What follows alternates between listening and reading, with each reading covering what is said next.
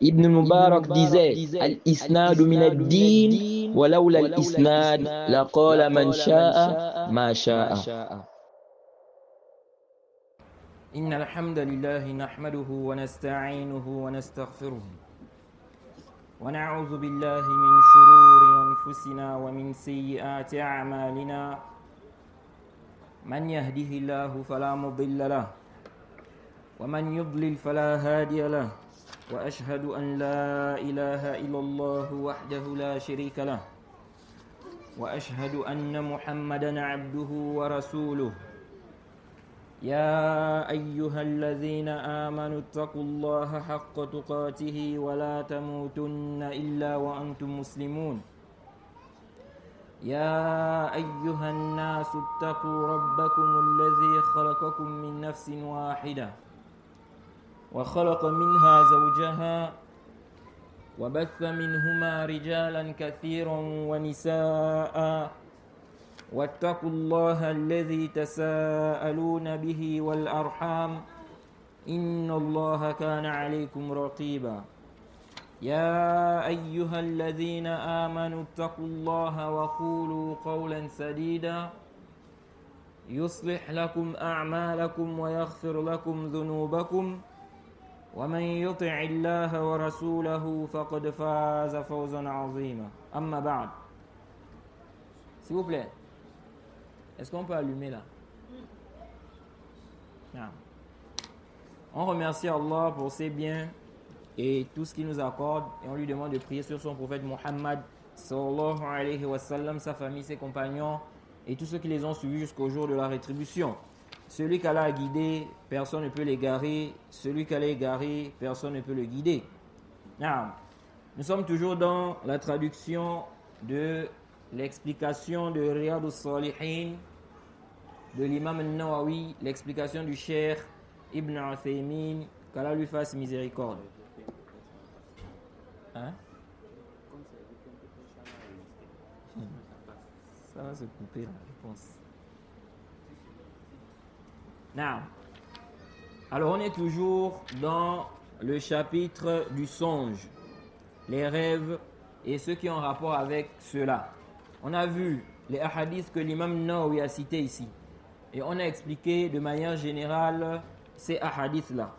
Ensuite, l'imam Nawawi a dit ici, donc après avoir cité, après avoir mentionné donc le titre, le verset 23 de la sourate Ar-Rum, il a cité quoi? Des hadiths.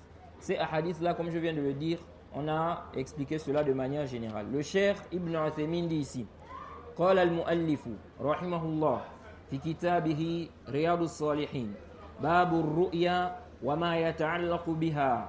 Il dit l'auteur, donc l'imam Nawawi, il dit l'auteur, qu'Allah lui fasse miséricorde, a dit dans son livre Les Jardins des Vertus, chapitre du songe et ce qui est en rapport avec cela. Ok? Donc les rêves et ce qui est en rapport avec cela. Il dit Ar-ru'ya yani ru'ya al-manam. Il dit la vision ici, ce qui est visé, c'est quoi? C'est ce qu'on voit en rêve, ce qu'on voit dans le sommeil. Ok? La vision ici là, c'est quoi? Ce qui est visé ici par ça, c'est ce qu'on voit dans le sommeil. Il dit fal insanu idha nama fa inna Allah ta'ala yatawaffa ruhahu. Il dit si l'homme dort, Allah prend son âme. Ok? Si on veut traduire littéralement ici, Allah fait mourir son âme. Mais ce qui est visé ici, Allah prend son âme. Il dit lakinnaha wafatun sughra. Lakinnaha wafatun sughra. Il dit mais c'est une petite mort. OK? Donc le sommeil, les savants appelaient ça la petite mort. C'est une petite mort. Et on avait expliqué que dans le sommeil là, le sommeil fait partie des signes d'Allah. Jade. Et on a, n'est-ce pas, longuement parlé de cela. Lorsque le serviteur dort, son âme quitte le corps. Ok? Comme Allah lui-même l'a dit, comme le cheikh va citer le verset ici, Allahu yatawaffa al-anfusa hina mawtiha wallati lam tamut fi manamiha. Jade. Fayumsiku allati qada 'alayha al-maut wa yursilu al-ukhra ila ajalin musamma. Jade. Allah, n'est-ce pas, prend les âmes, n'est-ce pas, lorsque les gens meurent. De même, les âmes de ceux qui ne sont pas morts dans leur sommeil. Allah prend leurs âmes. Il retient, il garde les âmes de ceux dont il a décrété la mort et il renvoie les âmes de ceux dont on n'a pas décrété la mort jusqu'à un terme fixé. Et Allah a dit dans le verset Inna fi zalika ayatun liqaumin yatafakkarun. OK? Il y a en cela des signes pour ceux qui raisonnent, ceux qui réfléchissent. OK? Donc à la suite, quand Allah nous a mentionné cela, il dit Inna fi zalika ayatin liqaumin yatafakkarun. Si on médite, pourquoi Allah dit ça? Allah dit il y a en cela, OK, des signes pour les gens qui raisonnent. On a dit si la personne réfléchit, elle va voir que le sommeil là, c'est un signe d'Allah. Et on avait dit lorsque la personne dort, OK, elle ne sait pas à quel moment, le moment exact où son âme va quitter le corps. OK? La personne ne sait pas. C'est pourquoi tu vas dormir, quand tu vas te réveiller, tu ne peux pas déterminer à quel moment précis, à la seconde près, à quel moment tu as dormi. OK? Tu t'es allongé, le sommeil est venu après. OK? Donc tu ne peux pas savoir. C'est pour dire quoi? C'est pour dire que ce n'est pas l'homme lui-même qui fait sortir l'âme de son corps. OK? C'est Allah. C'est pourquoi on a dit cette croyance que les gens ont. Ceux qui disent non, ils sortent en vampire là. Que eux-mêmes ils font sortir leurs âmes, ils vont se balader. Après eux-mêmes ils décident de revenir. Ça c'est quoi? Ce n'est pas vrai. OK? Quand tu dors, Allah prend ton âme. C'est lui qui décide. Il peut renvoyer ça comme il peut ne pas renvoyer. Tu es parti dormir, n'est-ce pas? Quand on revient dans la journée, on entend seulement que tu es mort. On se rend compte que tu es mort. Donc Allah n'a pas renvoyé ton âme. OK? Tu es mort dans le sommeil. Comme Allah peut renvoyer ton âme. OK? Et donc, si Allah renvoie ton âme ici, là, ça veut dire quoi? Qu'il n'a pas décrété pour toi la mort. Non. Et parmi les signes aussi, c'est que lorsque tu dors, tu respires, mais tu ne te rends pas compte. OK? Pendant ton sommeil, là, tu n'es pas conscient. OK? Tu ne te rends pas compte, n'est-ce pas, du souffle qui sort, n'est-ce pas, l'air qui rentre pendant que tu es en train de dormir. OK? De même aussi les bruits qui sont là. Si tu dors avec le ventilateur par exemple, le bruit là tu n'entends plus ça. Tu es dans le sommeil. OK? Et ça là, la personne doit méditer par rapport à ça. Ça montre la puissance d'Allah. Comment la personne peut expliquer ça? Tu es là, tu es vivant, mais tu n'entends pas le bruit du ventilateur qui est là. Tu respires, mais tu ne te rends pas compte. OK? Tu n'es pas quoi? Tu ne sens pas cette respiration là. Non. Ça montre quoi? La puissance d'Allah subhanahu wa ta'ala. Non. Et donc, ça fait partie des signes d'Allah. Et dans ce sommeil là, parmi les choses encore qui sont étonnantes, c'est quoi? C'est le rêve. OK? Quelqu'un dort, il fait un rêve. Et comme on avait dit ici, il se peut ici là que toi, tu es convaincu que c'est la réalité. OK? Mais après tu te réveilles, tu te rends compte que quoi? Que c'était un rêve. OK? Tu te rends compte que c'était un rêve. Non. Donc il dit ici que lorsque le serviteur dort, Allah prend son âme. Il dit mais c'est une petite mort. OK? Et on avait dit aussi que lorsque l'âme quitte le corps là, lorsqu'on dort, ce n'est pas quoi? Ce n'est pas de manière totale, de manière absolue. OK? Les gens de science ont expliqué qu'il y a toujours un lien. Il y a toujours un lien. Les gens de science ont expliqué qu'il y a toujours un lien entre le corps et l'âme et l'esprit. OK? Lorsque quoi? Lorsque la personne est en train de dormir. C'est pour cela, si on vient te réveiller brusquement là, tu vas quoi? Tu vas te réveiller. OK? Contrairement à celui qui est mort. Celui qui est mort, même si on vient le bousculer là, il ne peut pas quoi? Il ne peut pas se lever. Donc lui, son âme a quitté son corps de manière absolue. De manière totale. OK? Contrairement à celui qui dort. Son âme, certes, a quitté le corps, mais ça a gardé un lien. Maintenant, comment est ce lien-là? Wallahu a'lam. Allah est le plus savant de ce lien-là. Ok? C'est pourquoi le serviteur, quand il médite sur tout cela, il voit quoi? Il voit la puissance d'Allah. Ok? Comment se fait-il que tu dors? Ok? Ton âme a quitté le corps. Raison pour laquelle, n'est-ce pas, tu n'es même plus conscient. Ok? Les mouvements que tu fais là dans le sommeil là, ce n'est pas toi-même. Ok? Quelqu'un est en train de tourner. Il se peut même, n'est-ce pas, qu'il tourne dans la nuit comme ça sur le même lit là. Plus de 10 fois, il ne se rend pas compte de cela. Donc il tourne. Quand tu tournes là, ce n'est pas toi-même. Ok? C'est pourquoi lorsqu'Allah a parlé des gens de la caverne, ok? Ceux à qui Allah a accordé un prodige. Ok? Quand il a parlé de ces gens-là qui ont dormi 309 ans, ok? Ils ont dormi pendant 309 ans. Subhanallah. Et ils se sont réveillés, ils n'étaient pas vieux, ils n'ont pas vieilli. Ils étaient toujours dans leur état. Quand elle a parlé, n'est-ce pas, d'eux, dans la sourate Al-Kahf, qu'est-ce qu'il a dit? Il a dit qu'il les fait tourner, n'est-ce pas, de droite à gauche. Ok? Donc c'est lui qui les fait tourner. C'est pourquoi certains savants ont dit quoi? Que l'acte de celui qui dort là, ce n'est pas lui-même. Ok? Il n'est pas responsable. C'est pourquoi si tu cognes quelqu'un pendant que tu es en train de faire, n'est-ce pas, pendant que tu es en train de dormir, ici là tu n'auras pas quoi? Tu n'auras pas un péché.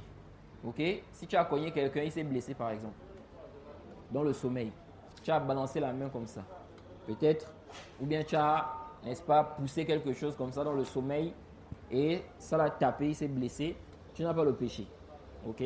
Pourquoi? Parce que ici là, ce n'est pas toi-même. Tu n'es pas responsable de cela. Non. C'est pourquoi le naïm, c'est venu dans le hadith que le naïm, on n'inscrit pas quoi? Ce qu'il peut faire, n'est-ce pas, de mauvais.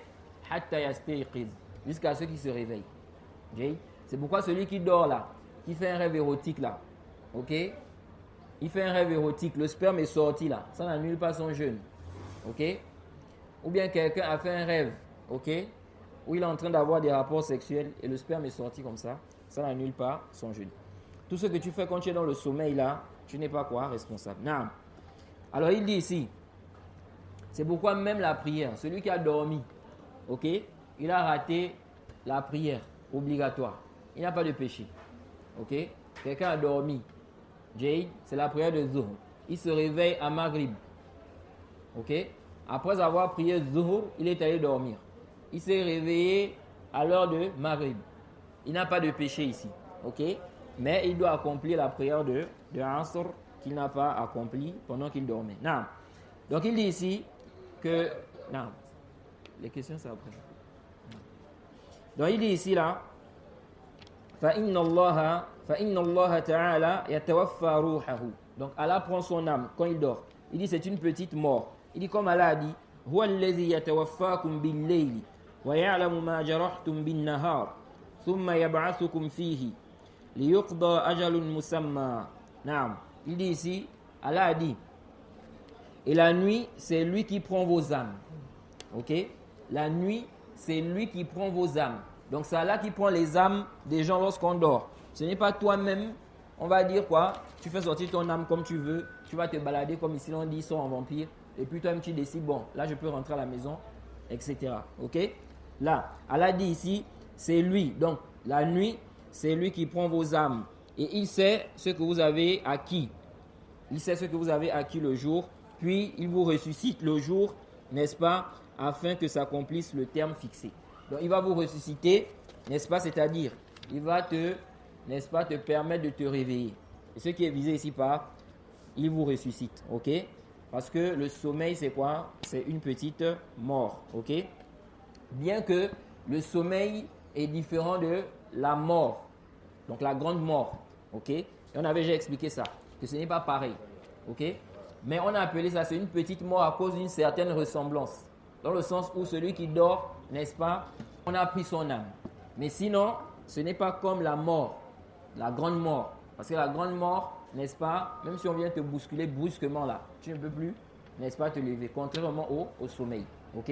De même aussi, la grande mort, n'est-ce pas? Il y a quoi? Il y a le châtiment, il y a les délices. Ok?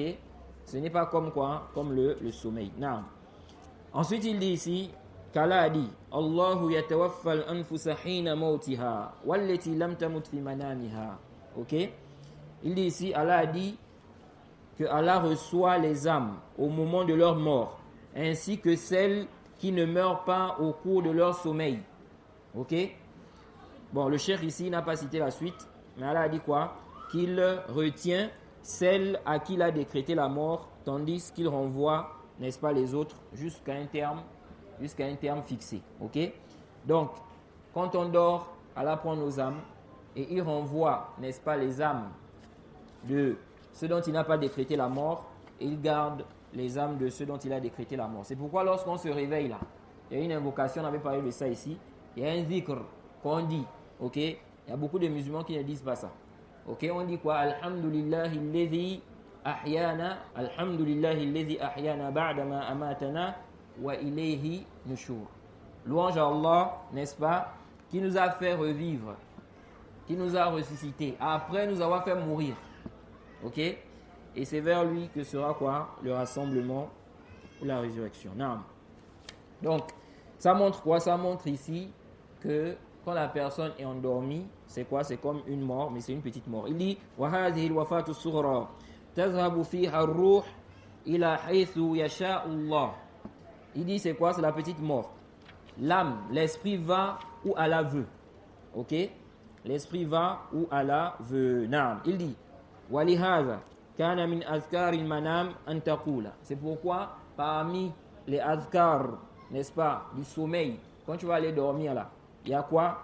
Il y a ce zikr là. Tu dis Allahumma bika wada'tu janbi wa bika arfa'uhu fa in amsakta ruhi faghfir laha warhamha wa in arsaltaha fahfazha bima tahfaz bihi ibadaka as-salihin. Naam. Ça c'est quoi?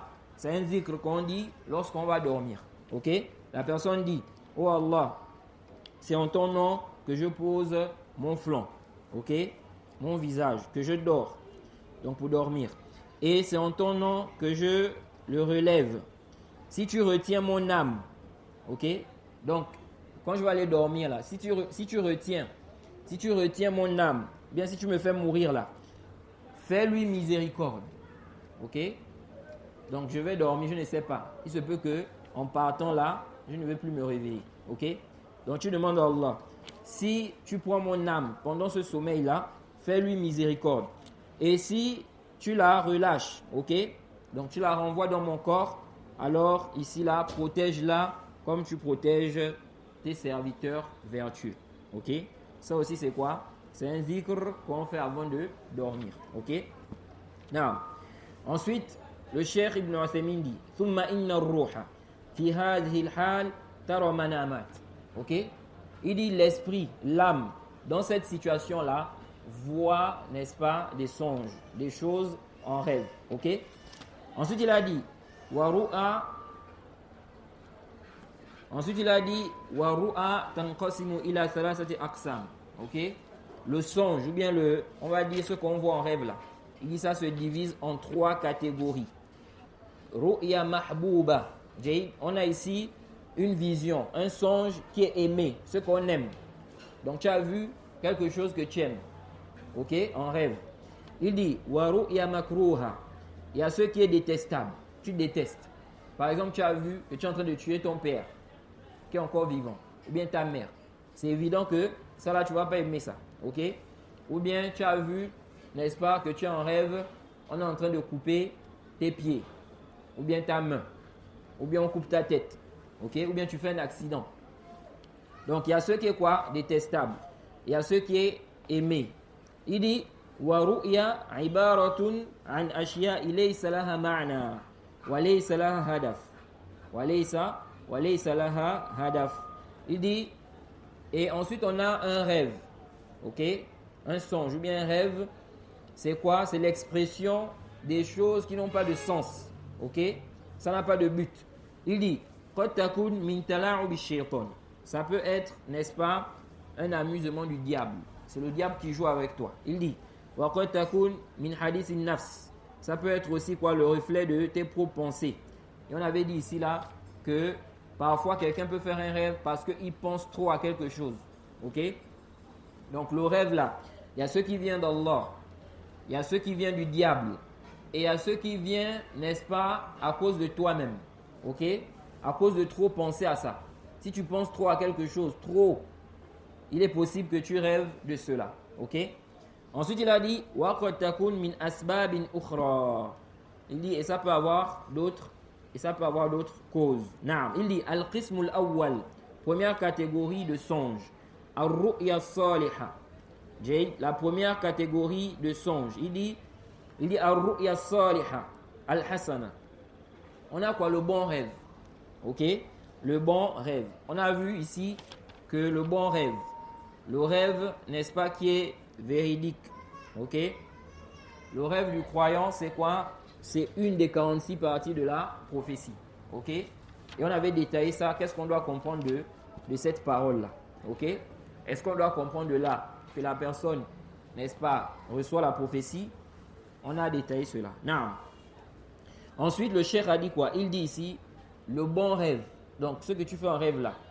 Il a commencé par parler de la première catégorie de rêve. Le bon rêve. Il dit, Wahia, idha ra'a al-insanu ma yuhibbu. Le serviteur voit ce qu'il aime. Ok? Donc, il s'agit ici du bon rêve. C'est quoi le bon rêve? Le rêve pieux, il dit ici, c'est quoi? C'est lorsque l'homme voit ce qu'il aime en rêve. Il dit fahadihi min Allahi azza wa jal. Ça vient d'Allah. Ok? Il dit wahiya min ni'matillahi ala al-insan an yuriyahu ma yuhib. Jay. Il dit quoi? Wahiya min ni'matillahi ala al-insan an yuriyahu ma yuhibbu. Ok? Il dit, ça fait partie des bienfaits d'Allah qu'Allah lui montre ce qu'il aime. Il dit, لأنه إذا رأى ما يحب نشط وفرح وصار هذا من البشرى ومن عاجل بشرى المؤمن الرؤيا الصالحة يراها أو ترى له. نعم. Il dit ici, car, n'est-ce pas, si l'homme voit ce qu'il aime, ok, il est motivé, il est joyeux, il est content. Ok, parce qu'il a vu quoi? Il a fait un bon rêve. Jay, il dit ici, ça fait partie des bonnes nouvelles. Ok, c'est, n'est-ce pas, une bonne nouvelle pour lui. Non. Ensuite, il dit ici là, soit c'est lui-même qui a vu, ou bien quelqu'un d'autre a vu cela. Ok, pour lui. C'est-à-dire, il est possible que quelqu'un fasse un bon rêve. Ok, ou il se voit lui-même dans ça. Par exemple, n'est-ce pas, il a vu dans le rêve qu'il était en train de prier, ou bien qu'il est rentré au paradis. Ok? Le cheikh dit ici, il se peut aussi que c'est quelqu'un d'autre qui a fait quoi? Le rêve là. C'est-à-dire, quelqu'un a vu en rêve que lui, il est rentré au paradis. Ok? Donc, quelqu'un a fait un rêve où il a vu lui, n'est-ce pas, qu'il entre par exemple au paradis. Naam. Ensuite, il dit ici, وَلِهَذَا قَالَ النَّبِيُّ صَلَّى اللَّهُ عَلَيْهِ وَسَلَّمَ لَمْ يَبْقَى مِنَ النُّبُوَّةِ إِلَّا الْمُبَشِّرَاتِ. Ok? C'est pourquoi le prophète a dit de la prophétie, il ne reste que les bonnes annonces, les bons rêves. Ok? Naam. Il dit الرُّؤْيَا الصَّالِحَةَ يَرَاهَا الْإِنسَانُ أَوْ تُرَى لَهُ. Ok? هَذِهِ بُشْرَى وَخَيْرٌ وَهِيَ مِنَ اللَّهِ عَزَّ وَجَلَّ. Naam. Donc il dit ici le bon rêve, n'est-ce pas? L'homme peut voir ça, ou bien c'est quelqu'un d'autre qui a vu ça. Ok? Il a vu pour lui, c'est-à-dire qu'il a vu dans le rêve. Ok? Un bon rêve. Il dit, c'est une bonne annonce et c'est un bien et ça vient d'Allah. Ça, c'est la première catégorie de rêve.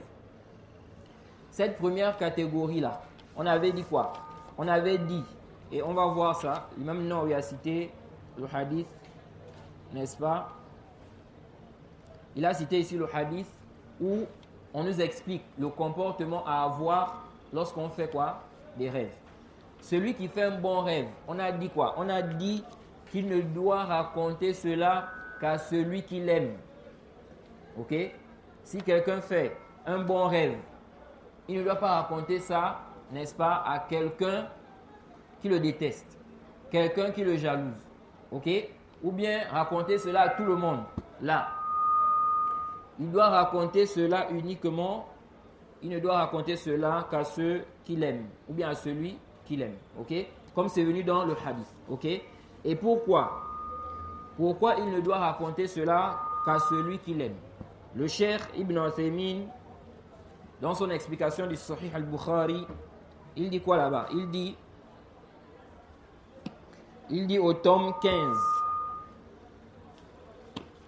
Tome 15, page 457. Là. Page 457. Il dit ici là. Amma idha ra'a ma yuhibbu. Ok?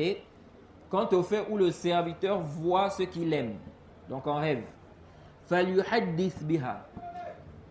Qu'il parle de ça. Tu as fait un rêve où tu as vu que tu rentres au paradis. Ou bien un rêve, n'est-ce pas, où, n'est-ce pas, tu as eu quoi? Des maisons, de l'argent, des biens. Taïb.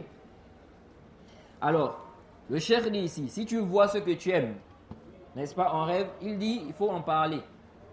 Il faut faire quoi? Il faut en parler. Ça fait partie des bienfaits d'Allah sur toi. C'est comme ce qu'Allah a dit, wa amma bi ni'mati rabbika fahaddith. Ok? Et quant au bienfait de ton Seigneur, proclame-le. Mentionne cela. Ok? Ça fait partie de quoi? Ça fait partie des bienfaits d'Allah sur toi. Donc, tu reconnais qu'Allah t'a accordé des biens. Ok? Allah t'a fait du bien. Tu reconnais ça. Tu en parles. Allah m'a fait du bien. Il m'a comblé à travers ceci, à travers cela. Ok? Toïb. Ça là, ça ne rentre pas dans quoi? Dans l'ostentation. Ok? Ça ne rentre pas dans l'ostentation. Tout dépend de ton intention. Naam. Le cheikh a dit ici, donc il en parle.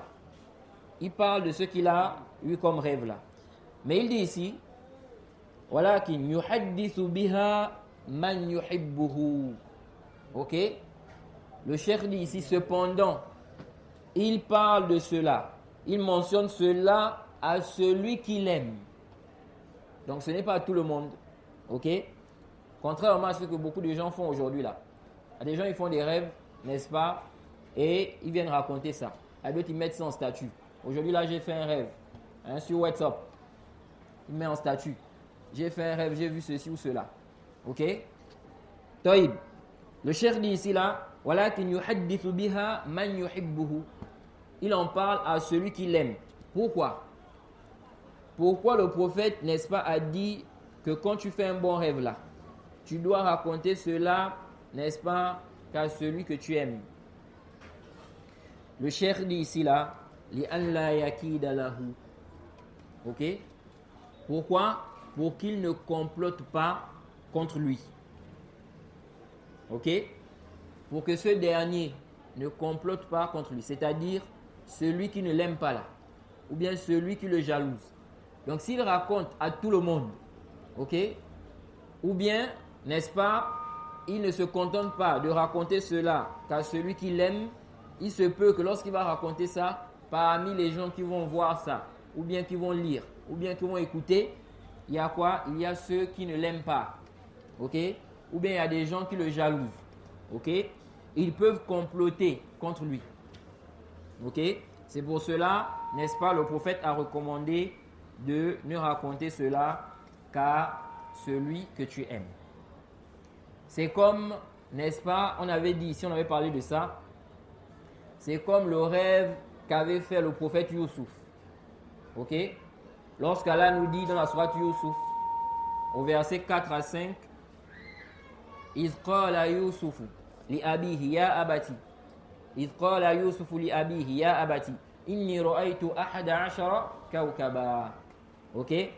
Il dit, lorsque Youssouf dit à son père, oh mon père, j'ai vu en rêve, n'est-ce pas, 11 étoiles.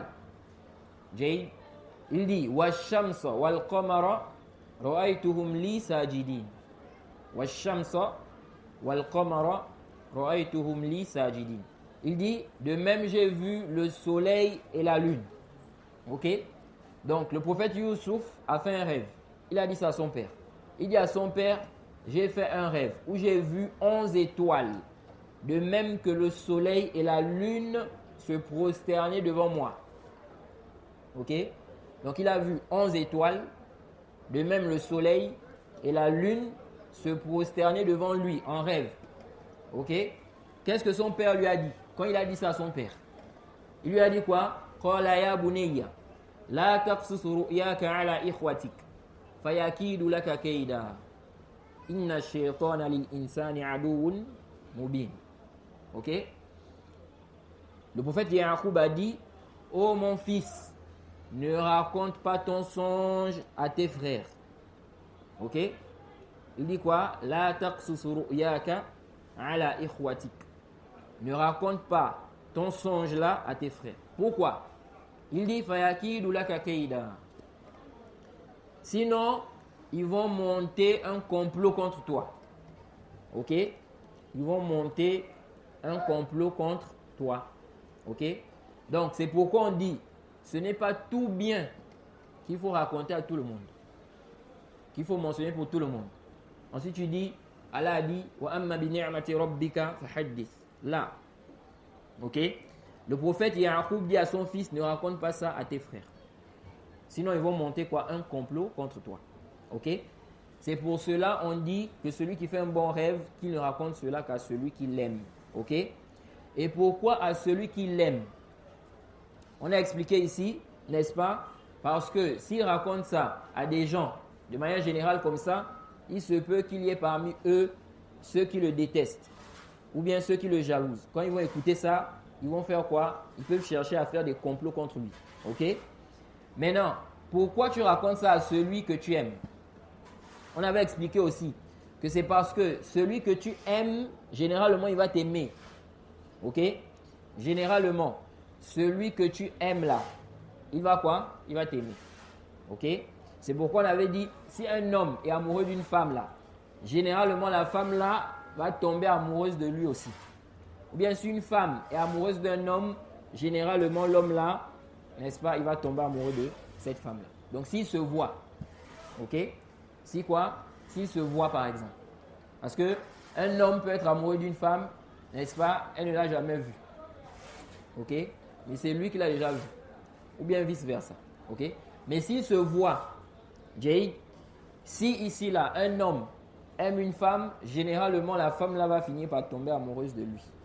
Ou bien si la femme, n'est-ce pas, aime un homme, généralement l'homme va finir par tomber amoureux de cette femme là. Ok? C'est comme ça. Jay, c'est pourquoi dans un hadith, le prophète Muhammad sallallahu alayhi wa sallam, dit dans un hadith rapporté par l'imam al-Bukhari et l'imam Muslim, le hadith d'Abi Huraira. Il dit que le prophète Muhammad sallallahu alayhi wa sallam a dit: Al-arwahu junudun mujannada fama ta'arafa minha i'talafa wa ma tanakara minha ikhtalafa. Le prophète a dit quoi? Il a dit les âmes sont comme des soldats. Ok? Les âmes sont comme quoi? Des soldats enrégimentés ou regroupés. Ok? Et il a dit quoi? Il a dit quoi? Celles qui se reconnaissent s'accordent entre elles. Celles qui se reconnaissent, donc les âmes là, s'accordent entre elles, et celles qui ne se reconnaissent pas, n'est-ce pas, sont en désaccord. Ok? Donc, généralement, les gens de même nature sont attirés entre eux. Ok? C'est pourquoi on dit, quand on voit quelqu'un, n'est-ce pas, un homme, il prétend être, n'est-ce pas, un homme de la sunna, mais on le voit uniquement avec les gens du faux, avec les innovateurs. On ne le voit jamais avec les gens de la sunna. Qu'est-ce qu'on doit déduire? Ok? Le prophète dit ici, Al-arwahu junudun mujannada. Ok? Fama ta'arafa minha i'talafa. Ceux qui se reconnaissent entre eux là, s'accordent. Donc si on te voit que tu es toujours avec les Ahl Bida, tu restes avec les gens de Bida, les gens de l'innovation, tu fais la promotion des gens de l'innovation, tu mets les gens de l'innovation en avant. Les gens de la Sunna, non. Tu n'es pas avec eux. Tu ne les mets pas en avant. Et puis tu viens, tu dis, je fais partie des gens de la Sunna. Là, on dit c'est faux. Jay, ça là, c'est un signe chez nous que tu es avec eux. Tu n'es pas avec les gens de la Sunna. Non. Donc c'est comme ça. Généralement, si tu aimes quelqu'un, il va t'aimer. Ok? Mais on a dit ici quoi? Que ça c'est de manière générale. Ce n'est pas quoi? ce n'est pas de manière absolue. Ok? Il y a des exceptions. Il y a des cas. Il y a des cas où tu vas aimer quelqu'un, mais ce dernier ne t'aime pas. Ok? C'est pourquoi on avait cité ici l'histoire de Barira. Ok? Barira, n'est-ce pas, qui était une femme, au temps du prophète, c'était une esclave. Ok? Au temps du prophète, c'était une esclave, Barira. Elle a été affranchie, on l'a libérée. Ok? Elle était avec un homme qu'on appelle Mourith. Ok? Elle était avec un homme qu'on appelle Mourith. L'histoire est dans le Sahih. Alors, qu'est-ce qui s'est passé? Quand elle s'est séparée de lui, ok? Qu'est-ce qui s'est passé? Lui, il continuait, n'est-ce pas, à la suivre en pleurant. Pourquoi? Parce qu'il l'aimait. Ok? Donc, il ne voulait pas être séparé d'elle. Donc, il voulait rester avec elle. Mais elle ne l'aimait plus. Elle ne l'aimait pas. Ok? Donc, lui, il la suivait à Médine en pleurant. Dans le récit, on dit même quoi? Qu'il pleurait. Parce qu'il aimait. Il voulait rester avec elle. Au point où le prophète Mohammed, sallallahu alayhi wa sallam, quand il a vu ça, il a eu de la peine pour lui. Et donc, le prophète a essayé d'intercéder pour lui. Donc, il est allé parler à Barira afin qu'elle revienne avec lui. Ok? Et elle a posé la question au prophète. Est-ce que c'est un ordre? Ok? Donc, est-ce que tu m'ordonnes de revenir avec lui? Si c'est un ordre, je vais obéir. Mais si ce n'est pas un ordre, n'est-ce pas? Je ne l'aime pas. Ok? Et le prophète a dit quoi? Ce n'est pas un ordre. Ok? Et donc, elle a dit, je ne veux pas. Je ne l'aime pas. Ok? Donc, on voit ici qu'un homme, n'est-ce pas, aimait une femme, mais elle ne l'aimait pas. Ok? C'est pourquoi on a dit quoi? On a dit ici, quand on dit que celui que tu aimes là, il va aussi t'aimer là, c'est de manière générale. Ok? Le plus souvent. Mais il y a des exceptions. Ok? Quelqu'un peut aimer une personne et cette personne-là, n'est-ce pas, la déteste. Ok? Ça c'est quoi? C'est arrivé et ça c'est parmi les preuves. Mais ce hadith, c'est aussi une preuve, n'est-ce pas, que ce n'est pas ça qui est quoi? Qui est fréquent. Le plus souvent, ce n'est pas ça. Ok? Où est le dalil de ça? C'est que dans le récit là, ok? Qu'est-ce que le prophète a dit? Le prophète a dit, n'est-ce pas, dans ce récit là, Ala ta'ajab min hubbi mukhith barirata wa min burdi barira mukhitha. Ok? Le prophète a dit, il dit aux compagnons, n'es-tu pas étonné, n'est-ce pas, de l'amour? La connexion. Le prophète dit, n'es-tu pas étonné de l'amour de Mourith envers Barira? N'es-tu pas étonné de l'amour de Mourith envers Barira et de la haine, n'est-ce pas, de Barira envers Mourith? Pourquoi? Pourquoi il dit ça? Vous voyez, c'est étonnant. Il l'aime, mais elle ne l'aime pas. Ok? Il l'aime, mais elle ne l'aime pas. Et donc, c'est ce qui est étonnant ici, là. Donc, quand le prophète ici, n'est-ce pas, considère que cela est étonnant, ça veut dire quoi? Ça veut dire que ce n'est pas ce qui est quoi? Fréquent. Et ce qui étonne, c'est ce qui n'est pas quoi? À la base, c'est ce qui n'est pas quoi? Fréquent. Ok? C'est pourquoi le Cheikh Ibn Uthaymin, dans son explication du Sahih al-Bukhari, au tome 15, à la page 531, il dit Amma al-bushra, faqad sabaqa anna al-insan. Il dit Amma al-bushra, faqad sabaqa anna al-insana idha ra'a ma yuhib, fala yaqussuha illa ala man yuhibbuhu. Ok? Il dit, on a déjà expliqué que si l'homme voit en rêve ce qu'il aime, qu'il ne raconte cela qu'à celui qu'il aime. Ok? Il dit Wa amma ma warada fi ba'd al-alfaz, fala yuhaddith bihi illa man yuhib. Il dit quant à ce qui est venu dans certains termes. Ok? Donc le prophète a dit, comme c'est venu dans le Sahih al-Bukhari, ok? Il a dit qu'il ne parle de cela qu'à celui qui l'aime. Donc c'est le prophète qui a dit. Ok? Le prophète a dit quoi? Fala yuhaddith bihi illa man yuhib. Qu'il ne parle de ça, qu'il ne mentionne cela qu'à celui qui l'aime. Ok? Le Cheikh Ibn Uthaymin dit ici là, par rapport à ce hadith, il dit فلأن الغالب جيد فلأن الغالب أن من تحبه فهو يحبك. Ok? Pourquoi le prophète a dit ça? Pourquoi le prophète a dit qu'il ne parle de ça, qu'il ne mentionne cela qu'à celui qu'il aime? Il dit car le plus souvent, celui que tu aimes t'aime aussi. Car le plus souvent, celui que tu aimes t'aime aussi. Il dit وَلِهَذَا قَالَ النَّبِيُّ صلى الله عليه وسلم أَلَا تَعْجَبُ مِنْ حُبِّ مُغِيثٍ بَرِيرَةَ وَمِنْ بُغْضِ بَرِيرَةَ مُغِيثًا. Ok? Il dit c'est pour cela le prophète a dit n'es-tu pas étonné de l'amour de Mourith envers Barira et de la haine de Barira envers Mourith. Donc le Cheikh Ibn Uthaymin cite ça pour prouver quoi? Pour prouver que le plus souvent, n'est-ce pas, celui que tu aimes, il t'aime. Parce que le prophète a dit, n'es-tu pas étonné? C'est étonnant. Il l'aime, mais elle ne l'aime pas. Pourquoi c'est étonnant? Parce que le plus souvent, c'est pas ça. Jay, pourquoi c'est étonnant? Parce que le plus souvent, ce n'est pas cela. Donc pourquoi on a demandé de raconter le bon rêve uniquement qu'à celui qu'on aime? Parce que généralement, celui que tu aimes, il t'aime aussi. Et s'il t'aime aussi, il va vouloir pour toi ce qu'il aime pour lui-même. Ok? Il va vouloir le bien pour toi. Ce n'est pas quelqu'un qui va chercher, n'est-ce pas, à quoi? À comploter contre toi. Non. Donc le cheikh ici a parlé de la première catégorie. Donc le comportement à avoir. Quand on fait un bon rêve, c'est quoi? C'est, n'est-ce pas, de ne raconter cela qu'à celui qu'on aime. Ensuite il dit, Al-Qismu Thani. Deuxième catégorie de rêve. Il dit, Al-Ru'ya al-Makruha. Le rêve qu'on déteste. Le songe qu'on déteste. Ce qu'on déteste. Ok? Ce qu'on déteste, n'est-ce pas, qu'on a vu en rêve. Il dit, فَإِنَّهَا مِنَ الشَّيْطَانِ. Ça vient du diable. Ok? Ça vient du diable. Tu as vu par exemple en rêve, n'est-ce pas, que tu étais en train de tuer ta femme, ou bien tes enfants, ou bien que tu rentres en enfer. Non.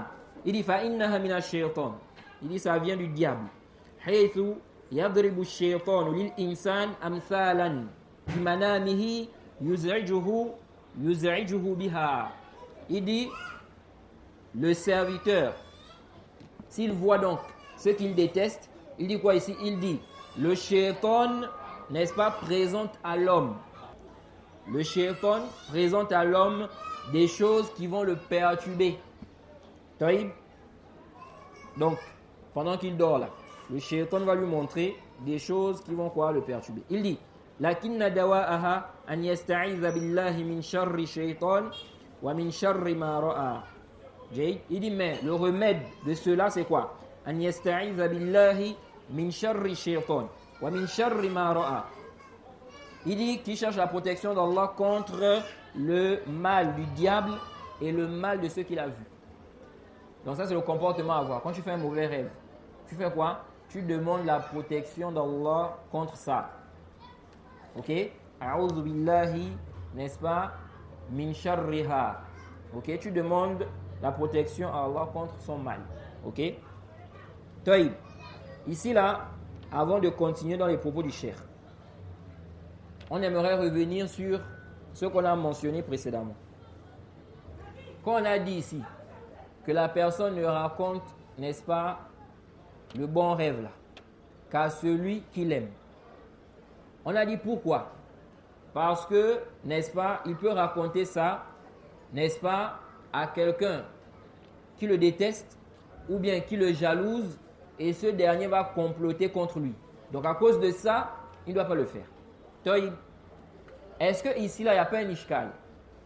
Quand on sait que le prophète Muhammad sallallahu alayhi wa sallam a dit, dans un hadith qui est rapporté par l'imam Tirmizi, le hadith d'Ibn Abbas, le prophète a dit, Ya Ghulam, inni u'allimuka kalimat, ihfazillah yahfazuka, ihfazillah tajidhu tujahaka, iza sa'alta fas'alillah, wa iza ista'anta fasta'in billah, wa'alam anna al-ummata law ijtama'at ala an yanfa'uka bi shay'in lam yanfa'uka illa bi shay'in qad katabahu Allahu lak, wa law ijtama'u ala an yadurruka bi shay'in lam yadurruka illa bi shay'in qad katabahu Allahu alayk, rufi'at al-aqlam wa jaffat as-suhuf.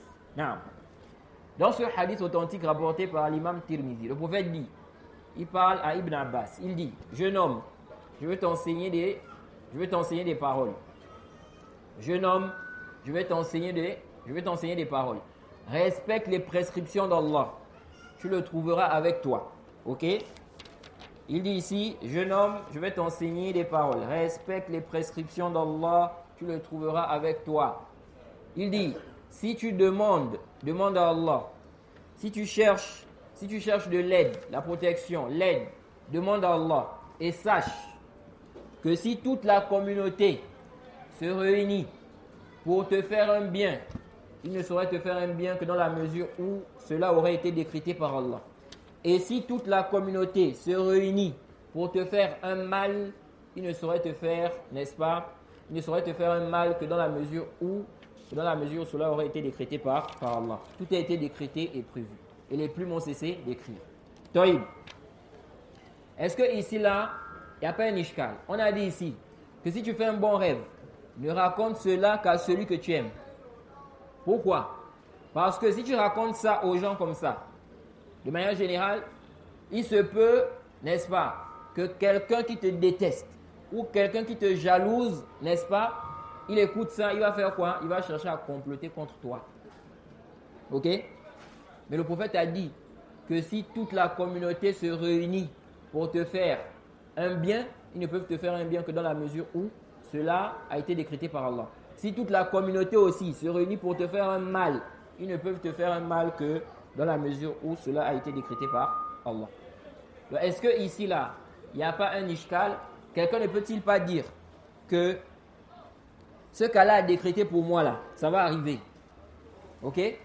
Donc, même si tout le monde décide de comploter contre moi, là, ils ne pourront pas empêcher ce qu'Allah a décrété pour moi. Ok? Donc, même celui qui me jalouse, là, s'il cherche à comploter contre moi, là, il ne pourra pas quoi? Il ne pourra pas faire, n'est-ce pas? Si Allah n'a pas décrété cela pour moi. Ok? Il ne peut rien me faire sauf ce qu'Allah a décrété pour moi. Donc pourquoi on va dire ici que ne raconte pas ça à celui, n'est-ce pas, qui te jalouse? Car il peut comploter contre toi. Si Allah a décrété que ce que j'ai vu là, ça va se réaliser, ça va se réaliser. Ce que j'ai vu en rêve. Ok? Donc celui-là ne peut rien faire dans cela. Ok? Nous disons ici qu'il n'y a pas d'ishkal. Ok? Raisonner comme ça là, c'est comme celui qui raisonne, n'est-ce pas, de la même manière. Quand il s'agit de quoi? Du sihr. Et on peut donner plusieurs exemples. Allah a dit وَمَا هُمْ بِضَارِّينَ بِهِ مِنْ أَحَدٍ إِلَّا بِإِذْنِ اللَّهِ. Quand Allah a parlé du sihr, la magie, ceux qui font la magie, il dit quoi? Ils ne peuvent causer du tort à la personne qu'avec la volonté d'Allah. Ok? Le sihr, on avait déjà vu ça ici, qu'on a parlé du chapitre que l'imam Nawawi a mentionné ici concernant le sihr. Que la magie existe, c'est réel. Ok? Quelqu'un, n'est-ce pas, peut tomber malade à cause du sihr, à cause de la magie. Quelqu'un peut devenir fou à cause de la magie. Ok? Toïb, ça existe. Sauf que Allah dit quoi? وَمَا هُمْ بِضَارِّينَ بِهِ مِنْ أَحَدٍ إِلَّا بِإِذْنِ اللَّهِ. Ok? Ils ne peuvent causer du tort que par la permission d'Allah. Donc certes, le sihr peut avoir un impact sur toi, la magie. Mais ça ne peut avoir un impact qu'avec quoi? Avec la permission d'Allah. Donc si Allah a décrété, n'est-ce pas, que tu n'auras pas telle chose, même si le magicien fait tout ce qu'il va faire là, tu n'auras pas ça. Ok? Il peut même contacter d'autres magiciens comme lui, ou ceux qui sont plus forts que lui, dont il estime qu'ils sont plus forts que lui. Ils se regroupent tous. Ils décident de te faire du mal. Ils ne peuvent rien te faire, sauf ce qu'Allah a décrété pour toi. Donc si Allah n'a pas décrété la chose là pour toi, n'est-ce pas? Si Allah n'a pas décrété la chose là pour toi, tu n'auras rien de cela. Taïb, ça c'est quoi? C'est une croyance ferme que le croyant doit avoir. Un croyant, un musulman, il doit avoir ça comme croyance. Personne n'est au-dessus d'Allah. Personne n'a un pouvoir au-dessus d'Allah. Donc si Allah a dit non, même si les hommes font ce qu'ils veulent faire, ça ne peut pas quoi? Se produire. Et c'est grave de penser le contraire. Ok? Penser le contraire, c'est grave. Qu'est-ce qui fait que des gens parfois vont chez les charlatans là? Parmi les causes là, ok? nous avons cette faiblesse dans cette croyance-là. Ok? Parce que lorsque le serviteur croit fermement que ce qu'Allah a décidé là, ok? Si Allah a décidé que je n'aurai pas tel mal, tout le monde peut faire ce qu'il veut faire, je n'aurai pas ça. Il ne va pas aller chez les charlatans. Ok? Il ne va pas aller. Parce qu'il sait quoi? Il sait ici, là, que ça ne sert à rien. Ça ne sert à rien. Pourquoi? Parce que premièrement, c'est interdit.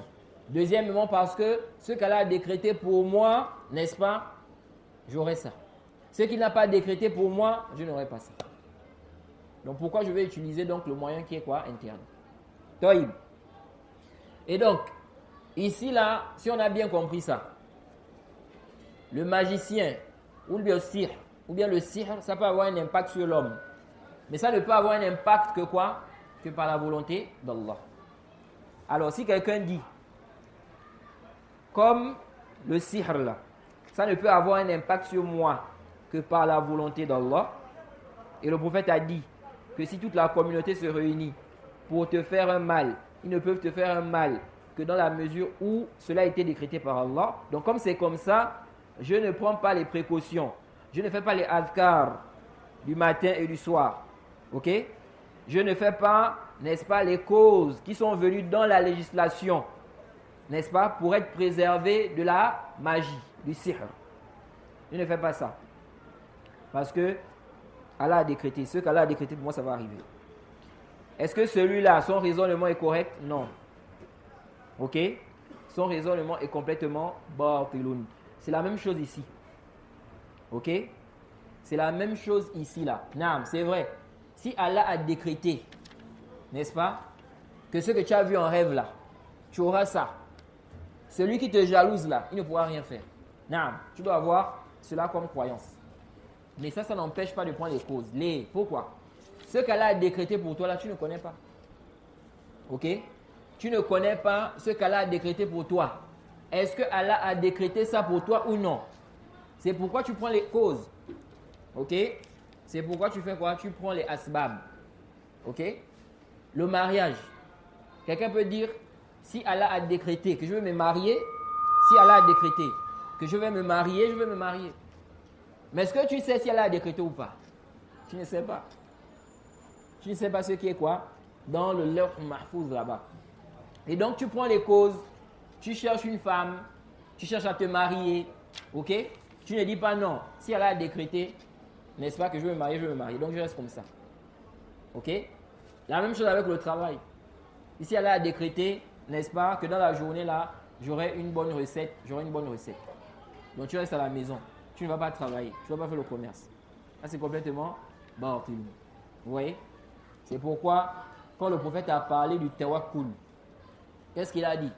Il a dit quoi? Il a dit Law tawakkaltum ala Allahi haqqa tawakkulihi la razaqakum kama yarzuqu at-tayr.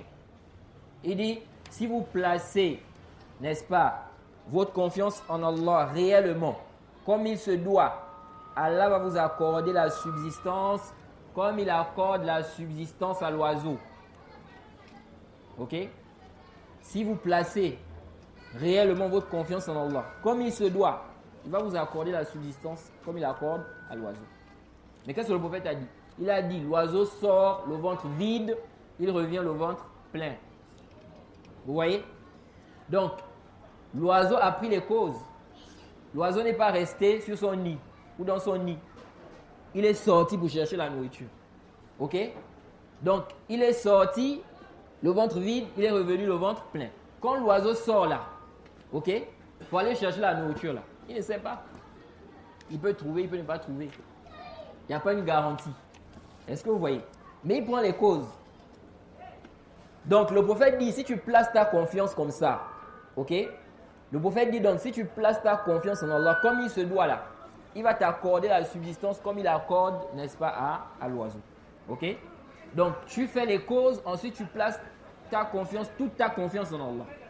Allah va te donner quoi? Il va t'accorder la subsistance comme il accorde à cet oiseau-là. Ok? Et donc, c'est ainsi. C'est pourquoi on dit quoi? Que la confiance en Allah, c'est rattaché à quoi? Ça va avec les causes. Donc, on prend les causes. Ok? Donc, tu ne dis pas, que si Allah a décrété ceci, il y aura cela, donc je ne fais pas les causes. Ok? Tu sais maintenant que quelqu'un veut te faire du mal. Ok? C'est quelqu'un qui veut te faire du mal. Tu dois prendre tes précautions. Tu ne dois pas dire non, si elle a décrété qu'il va me faire ceci, il va me faire cela. Ok? Si elle n'a pas décrété ça, ça ne va pas m'arriver. S'il a décrété, ça va m'arriver. Non. Ok? Tu vas maintenant, tu es dans un endroit où il y a le lion. Ok? Tu ne vas pas dire ici que non, si elle a décrété que le lion là va me manger, il va me manger. S'il n'a pas décrété ça, il ne va pas me manger. Et puis tu vas, tu avances, tu vas vers le lion. Non, tu prends les causes. Ok? Maintenant, intabihu. Donc ici, là, nous disons, le fait ici, qu'on croit que ce que j'ai vu en rêve là, si Allah a décrété que ça va se réaliser, celui qui me déteste là, il ne pourra pas empêcher ça, ok? Ce n'est pas une chose qui empêche de prendre les précautions, ok? Cette croyance là, parce que tu ne sais pas ce qu'Allah a décrété pour toi. Deuxièmement, nous disons ici là, quand on parle des causes, les causes là, les causes, on a deux types de causes dans la législation, de manière générale. On a ce qui est légiféré, permis, autorisé, et on a ce qui est interdit. Ok? Le serviteur n'a pas le droit de faire quoi? De faire les causes qui sont interdites. Ok? Ce qu'il doit faire, ce sont les causes qui sont autorisées. Les causes qui ont été interdites, tu n'as pas le droit. Ok? Si on a dit que ça c'est interdit, tu n'as pas le droit. Exemple. Un homme, n'est-ce pas, peut aimer une femme. Une femme peut aimer un homme. Toïb.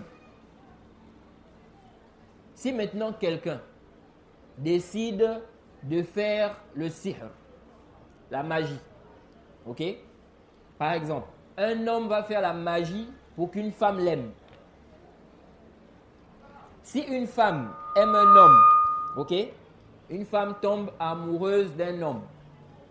Ou bien un homme tombe amoureux d'une femme. Ok? On avait dit ici quoi? Que ce n'est pas interdit. On n'a pas un délit qui interdit ça. Toïb. Ici là, il n'a pas le péché. Mais attention, il ne doit pas faire ce qui est interdit. Comme des gens de science ont dit, car l'amour, c'est un sentiment, généralement, qu'on ne maîtrise pas, qu'on ne contrôle pas. Même si c'est vrai que la personne peut causer ça, par des causes aussi. Ok? Donc ici, la personne sera responsable. Si elle a fait quoi? Si elle a causé ça, ok? Elle a fait des causes pour que cela arrive. Mais dans le cas où la personne n'a pas fait des causes pour cela, ok? C'est arrivé comme ça. Comme ce qu'on appelle aujourd'hui, on dit le coup de foudre. Ok? Quelqu'un maintenant, il a vu une femme. Dès qu'il a regardé comme ça là, allez, il est tombé amoureux. Coup de foudre. Ou bien, une femme a eu ça envers un homme. Ok? Des cas comme ça, on dit quoi? La personne n'a pas le péché. Mais la personne ne doit pas faire quoi? Ce qui est interdit. Par exemple, si un homme est tombé amoureux d'une femme, ok? Si la femme l'est mariée, par exemple, il doit chercher à repousser ce sentiment-là et il ne doit pas faire ce qui est interdit. Par exemple, il va aller s'isoler avec la femme là. Ok? Ou bien il va chercher à la séduire. Pourquoi? Pour qu'elle quitte son mari et puis il fait quoi? Il reste avec elle. Non. Là, ce n'est pas quoi? Autorisé. Mais si ici, là, l'amour là est venu comme ça, ok? C'est au-dessus de ses capacités. Ok? Maintenant, lui, il cherche à repousser ça. Et puis, il ne fait rien de ce qui est illicite. Ici, on dit quoi? Il n'a pas quoi? Il n'a pas de péché. Non. Donc ici, là, celui-là qui va aimer une femme qu'il a le droit d'aimer, ou bien, n'est-ce pas, une femme qui va aimer un homme qu'elle a le droit d'aimer, ok, c'est autorisé. Mais maintenant, si, ok, si ici, là, la personne utilise un moyen qui est interdit, ok, comme on a dit ici, un homme, s'il est amoureux d'une femme qu'il peut épouser, ok, il est tombé amoureux d'une femme, et puis, il entreprend les démarches pour l'épouser. Il n'est pas dans l'interdit ici. Ok? Toïb. Maintenant, si lui, il tombe amoureux d'une femme, maintenant, il utilise le sihr, la magie. Ok? Pour faire quoi? Pour que la femme là soit amoureuse de lui. Ça existe. On avait déjà vu ça, on avait parlé de ça ici. Ici, on dit quoi? C'est interdit. Ok? Ici, c'est interdit. Le moyen qu'il a utilisé là, c'est quoi? C'est illicite. Ok? C'est quoi? C'est interdit. C'est ainsi. Les moyens là, il y a ce qui est licite, il y a ce qui est illicite. Quelqu'un a le sihr. Ok? Il a subi quoi? Du sihr, la magie. Taïb. Maintenant, qu'est-ce qu'il doit faire? Nous avons des causes légiférées, des causes, n'est-ce pas, prohibées, interdites. Si lui, il décide d'aller chez un magicien, un sahir, il dit quoi? On m'a fait le sihr. Maintenant, il va chez un sahir pour faire quoi? Pour soi-disant enlever la magie là. Ici, il a utilisé un moyen qui est quoi? Illicite. Il a le péché. Taïb. Ce qu'il doit faire, c'est utiliser le moyen qui est quoi? Qui est licite. Ok? Et de là, on comprend aisément ce que certaines personnes disent. Quand on parle de la question des charlatans, là, il y en a qui disent que c'est seulement des causes. Je vais là-bas, je vais prendre les médicaments, kaza, c'est seulement des causes. Ok? Je prends juste quoi? Des causes. Nous disons que c'est une cause qui est quoi? Qui est interdite. Les gris-gris que tu vas prendre là, tu dis c'est pour la protection. C'est seulement une cause. C'est comme quelqu'un qui prend les médicaments. Il va à l'hôpital, il va prendre les médicaments. On dit non, ce n'est pas pareil. Ok? Elle est quoi? Elle est illicite. Donc, ici, là, nous disons que la personne a le droit de prendre les causes légiférées pour se préserver, même si la personne sait que ne lui arrivera que quoi? Que ce qu'Allah a décrété. Ok? Donc, ce n'est pas parce que tu crois que ne va t'arriver que ce qu'Allah a décrété, que ça veut dire que tu ne dois pas prendre les causes légiférées. Ok? Tu prends les causes. Quelles sont ces causes que tu dois prendre? Les causes légiférées. Les causes interdites, tu n'as pas le droit de prendre cela car c'est prohibé. Non. Donc ici là, on dit quoi? Il n'y a pas d'ishka dans le fait de ne pas raconter le bon rêve à celui qui te jalouse ou bien, n'est-ce pas, aux gens de manière générale. Car il y en a parmi eux qui peuvent te détester ou bien te jalouser et ils peuvent faire quoi? Ils peuvent comploter contre toi. Ok? Non. Donc le cheikh a dit quoi ici? Il a dit ici, premièrement, tu demandes la protection d'Allah contre le mal du diable et le mal de ce que tu as vu. Il dit wala yadhkuruha li ahadin fa innaha la tadurruhu. Il dit, il ne doit mentionner ce rêve-là, n'est-ce pas? Donc le rêve qu'il a eu à faire là, il ne doit mentionner cela à personne. Ok? Donc le bon rêve, tu ne mentionnes cela qu'à celui que tu aimes. Le mauvais rêve, il dit, il ne mentionne cela à personne. Contrairement à ce que beaucoup font, ils cherchent à tout prix qu'on interprète le rêve là. Ok? Oustaz, imam, j'ai vu en rêve un lion qui me poursuivait. C'est quoi l'interprétation de ça? Oustaz, j'ai vu en rêve, n'est-ce pas, que j'étais en train de couper ma main. C'est quoi l'interprétation de ça? Oustaz, j'ai vu en rêve, n'est-ce pas, qu'il y avait un accident à côté de la mosquée, ou bien à côté de chez moi. C'est quoi l'interprétation? Des gens, ils cherchent à tout prix l'interprétation. Quand tu fais un mauvais rêve, le prophète a dit ne raconte cela à personne. Ok? Ne raconte cela à personne. C'est pourquoi le compagnon qui avait fait un mauvais rêve là, on avait déjà vu ça, le cheikh va parler de ça. Il a vu en rêve que sa tête est coupée. Ok? Un compagnon a vu en rêve que sa tête est coupée. Et puis la tête court. Et lui, il est en train de poursuivre la tête là. Ok? Quand il est venu dire ça au prophète, le prophète Mohammed sallallahu alayhi wa sallam lui a dit, n'est-ce pas, de ne pas parler des amusements du diable aux gens. Ok? De ne pas parler de ça aux gens. Donc le diable qui est en train de jouer avec lui, il ne doit pas parler de ça, n'est-ce pas, aux gens. Ok? Donc ici là, c'était avant qu'il n'ait quoi? C'était avant qu'il n'ait l'information. Ok? Donc il est venu dire au prophète. Ensuite le prophète, n'est-ce pas, l'a informé qu'il ne doit parler de ça à personne. Donc c'est ainsi. Si tu fais un mauvais rêve là, ne raconte cela à personne. Fais ce que le prophète a enseigné. Ok? Le plus important, c'est ça. C'est de faire ce que le prophète a enseigné quand tu fais un mauvais rêve. Et comme le prophète a dit, ça ne va pas te causer du tort. Khalas. Te torturer à chercher l'interprétation là. Ok? Ce n'est pas quoi? Ce n'est pas ce qui est le plus important. Et il y a des gens parfois même, ils vont être tristes. Ok? Ils vont être perturbés à cause de ça. Vous voyez, quelqu'un va aller, il va demander l'interprétation et on va lui dire, ah, le rêve là, vraiment c'est un mauvais rêve. Ok, ça veut dire que, par exemple, tu vas mourir. Bientôt tu vas mourir. Maintenant il devient triste. Il va à la maison. Il est en train de penser, ah, le rêve là, on m'a dit que ça veut dire que bientôt je vais mourir. Vous voyez, il n'arrive plus à bien vivre. Pourquoi? À cause de ça. Alors que s'il avait fait ce que le prophète a dit, le prophète a enseigné, et il lui a dit quoi? Et le prophète a dit quoi? Ça ne va pas te causer du tort. Fais ce que le prophète a dit, c'est tout. Tu t'arrêtes là. Pourquoi chercher à tout prix l'explication? Tu appelles un imam là-bas, tu appelles là-bas, tu es vraiment là en train de tourner, tu cherches à tout prix pour te donner l'explication. Ok? Donc le cheikh dit quoi? Le cheikh dit Wala yadhkuruha li ahadin fa innaha la tadurruhu. Il ne parle de cela à personne. Ça ne va pas lui causer du tort. Il dit, vous voyez ce qu'on a dit là? Il dit Wala yahris ala an tu'bar. Il dit ici là qu'il ne doit pas, n'est-ce pas, être motivé pour chercher l'interprétation là.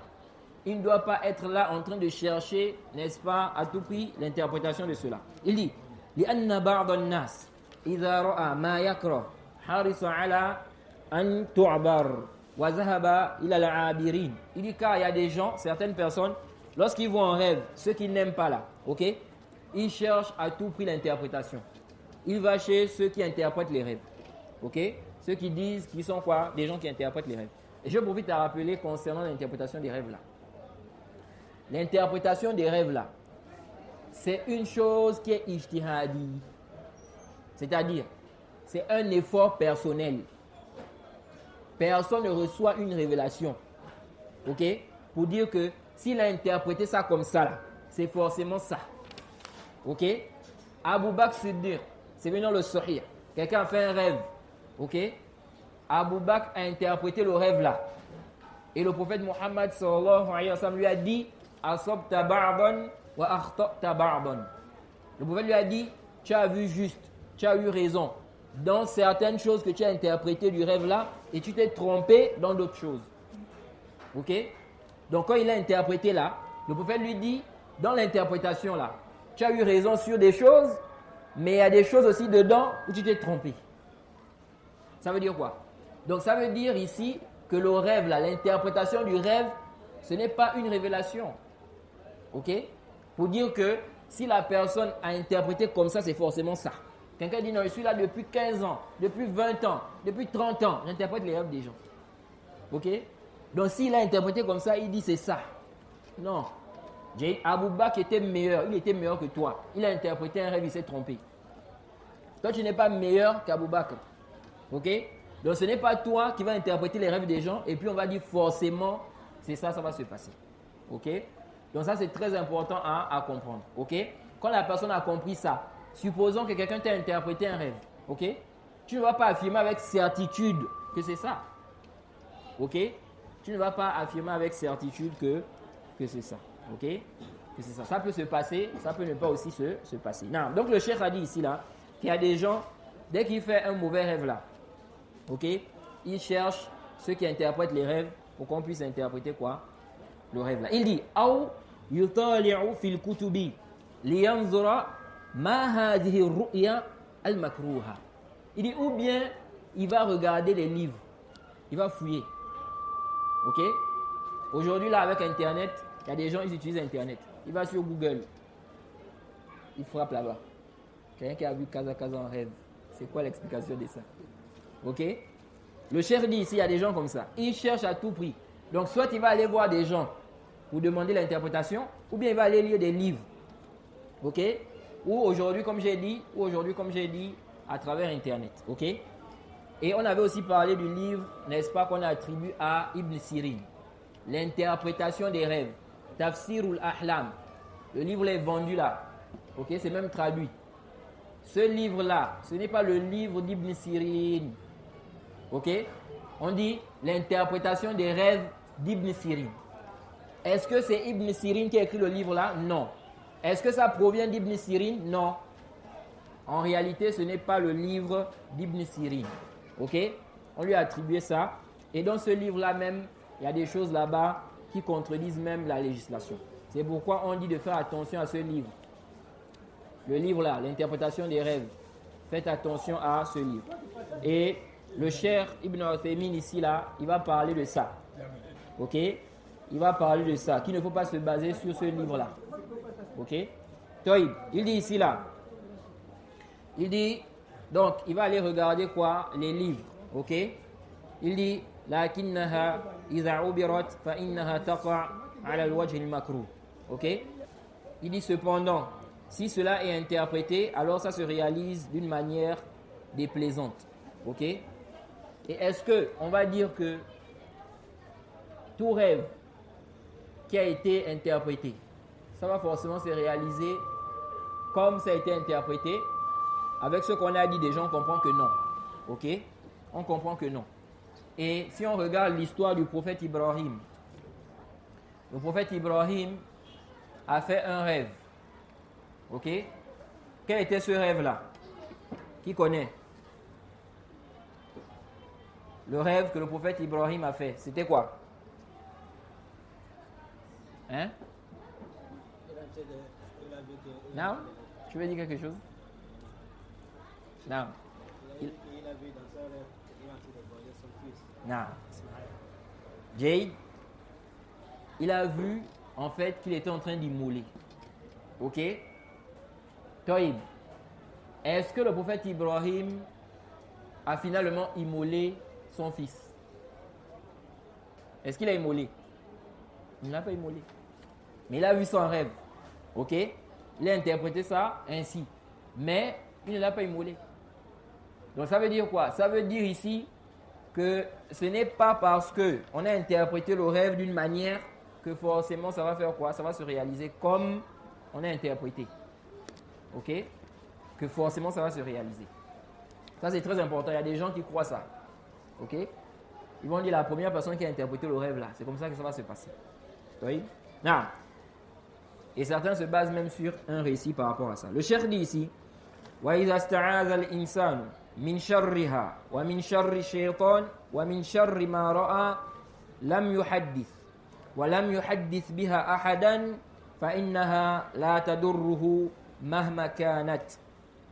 Jade, le cheikh dit ici là, si le serviteur cherche la protection auprès d'Allah contre son mal, le mal du mauvais rêve là, et le mal du diable, ok, et le mal de ce qu'il a vu. Donc, quand il va se réveiller là, ok, qu'est-ce qu'il doit faire? Il cherche la protection d'Allah contre le mal de ce qu'il a vu. Ok, le cheikh dit, s'il fait ça, ok, il cherche la protection auprès d'Allah contre le mal du diable, le mal de ce qu'il a vu. Ok, il dit, et il ne parle de cela à personne. Le cheikh dit ici là, ça ne lui causera pas du tort. Peu importe le rêve là. Ok? Peu importe le rêve là. Donc si tu fais ça, normalement tu es tranquille. Ok? Si tu fais ça, tu es tranquille. Tu as recherché la protection d'Allah contre le mal de ce que tu as vu en rêve là. Ok? Contre le mal du diable. Ensuite, n'est-ce pas? Qu'est-ce que tu as fait? Tu n'as parlé de cela à personne. Ok? Et comme on va voir, on avait déjà évoqué cela. On a dit, si tu te réveilles ici, tu postillonnes à ta gauche 3 fois. Ok? Tu fais comme ça. 3 fois. Toïb à ta gauche. Et si tu es en train de dormir là, ok? Et que tu veux continuer à dormir, ici là, tu changes de côté. Comme on va voir, comme c'est venu dans les hadiths. Si tu étais du côté droit, tu vas du côté gauche. Si tu étais du côté gauche, tu vas du côté droit. Ok? Tu changes de quoi? De côté. Et on va voir aussi que tu peux faire quoi? Les ablutions et faire 2 rak'at. Ok? Quand le serviteur a fait tout cela, quand il a fait un mauvais rêve, il est tranquille. Tu n'as plus besoin de chercher, de courir partout. Non, c'est quoi l'interprétation? Non, kaza, kaza. Et puis tu es en train de te tourmenter. Ok? Parce que quoi? Tu as déjà fait ce que le prophète a enseigné. Et le prophète a dit, si tu fais ça, ça ne te causera pas du tort. C'est fini. Ok? Ça ne va pas me causer du tort. Intaha. Non, le cheikh dit, wahada dawa'un sahl. Ok? Il dit ça c'est quoi? Un remède qui est simple. Anna al-insan yatabassar wa yaktumuha wa yasta'idhu billahi min sharri shaytan wa min sharriha hatta la taqa. Ok? Il dit ici là, c'est quoi? Un remède qui est simple. On ne t'a pas demandé de l'argent alors que quelqu'un, tu vas aller voir quelqu'un qui soi-disant dit qu'il est spécialiste dans l'interprétation des rêves, il va te demander l'argent. Il y a des gens qui font de ça un métier. Il a ouvert, n'est-ce pas, un endroit, on dit interprétation des rêves. C'est comme ceux qui font la ruqya. Il ouvre un endroit, il dit que c'est quoi? C'est un ruqyiste. Ou bien on va dire quelqu'un qui est spécialiste dans la ruqya. Et puis il fait payer. Si tu viens pour faire la ruqya, tu payes. Ok? C'est comme ça. Il y en a qui font ça aussi avec quoi? Il y en a qui font ça aussi avec l'interprétation des rêves. Ok? Nous disons d'abord, est-ce que les salafs faisaient ça? Est-ce que les salafs, on a vu les salafs, les compagnons du prophète, les disciples des compagnons du prophète, ils ouvraient des endroits, on dit celui-là il est spécialiste de ruqya, celui-là il est spécialiste de l'interprétation des rêves. Ils ne faisaient pas ça. Jay, le musulman lui-même peut faire la ruqya. Ok? Lui-même il peut faire la ruqya. Pas besoin d'aller dépenser de l'argent pour ça. Il y a des gens, ils vont penser, ils vont dire non, ici là je vais chez lui, peut-être qu'il est pieux. Qu'est-ce que tu en sais? Qu'est-ce que tu en sais? Peut-être que c'est un pervers même qui est là. Il dit qu'il est spécialiste dans la ruqya. Peut-être que c'est lui qui touche les femmes. Il y a des gens qui sont dans ça.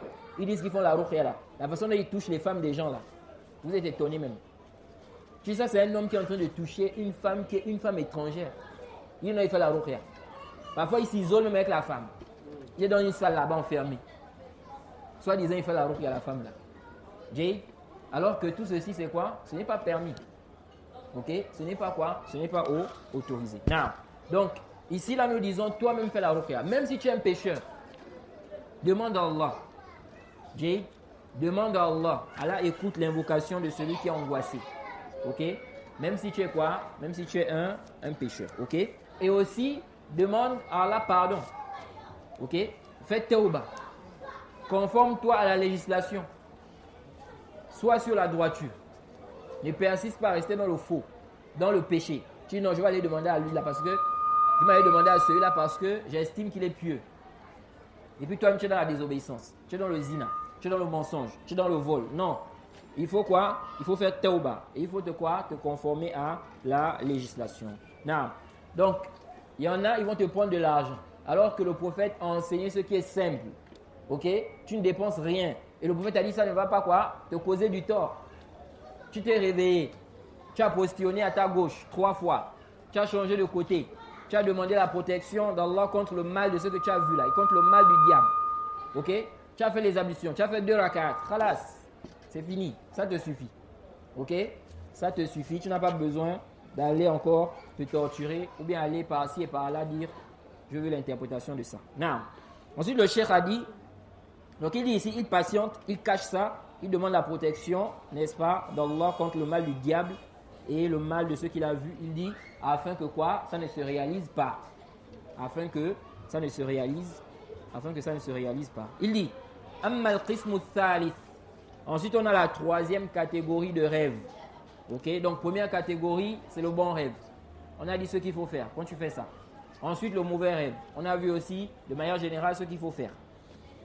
Ensuite, on a la 3e catégorie. Il dit, وهو الذي ليس له هدف معين فهذا أحيانا يكون من حديث النفس حين يكون الإنسان متعلقا قلبه بشيء من الأشياء فيفكر فيه وينشتغل به ثم يراه في المنام أو أحيانا يلعب به الشيطان في منامه فيريه أشياء ليس لها معنى. طيب, le cheikh dit ici 3e catégorie. C'est quoi? Il s'agit ici d'un rêve que tu as eu à faire, ok, qui n'a pas un but précis. Ok? Il dit parfois c'est quoi? C'est le reflet de ta propre pensée. Comme on a dit, comme tu penses trop là, tu penses trop à ça. Donc tu as fait quoi? Tu as rêvé ça. Ok? Comme tu penses trop à ça, tu as fait quoi? Tu as rêvé de ça. Non. Il dit ici là, il dit le serviteur, son cœur est attaché à quelque chose. Ok? Parmi les choses, il pense à ça. Il s'y préoccupe. Ok? Il s'y préoccupe. Ensuite, il va voir ça dans son sommeil. Ok? Il y a des gens comme ça là. Tellement il pense. Hein? Il est amoureux d'une femme là. Il pense beaucoup à la femme là. Maintenant, il a vu dans le rêve. Il pense que quoi?